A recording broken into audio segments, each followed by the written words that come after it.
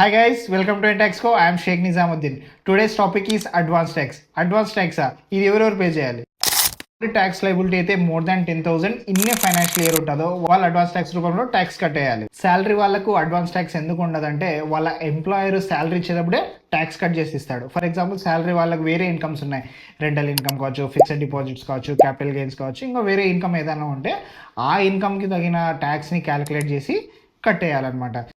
So business people ఎలా advance tax pay చేయాలంటే ఒక ఫైనాన్షియల్ ఇయర్లో మీరు ఎంత ప్రాఫిట్ చేస్తారనేది ముందే ఎస్టిమేషన్ చేసి దాన్ని ట్యాక్స్ క్యాలిక్యులేట్ చేసి అది before March 15th total 100% of the advance tax pay చేసేయాలి. సో ఇది 4 ఈక్వల్ ఇన్స్టాల్మెంట్స్లో పే చేయాలి.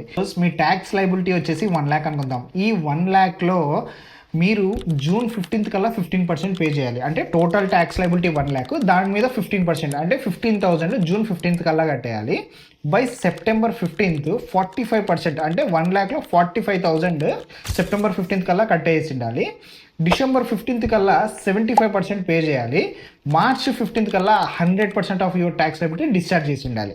లేదంటే కినా మీకు ఇంట్రెస్ట్ పెనాల్టీ అనేది 2 sections రూపంలో పడుతుంది. అది 234B and 234C. So before March 15th ఎవరికైతే ట్యాక్స్ లైబిలిటీ ఉందో వాళ్ళ అడ్వాన్స్ ట్యాక్సెస్ అనేవి డిశ్చార్జ్ చేసుకోండి. Thank you.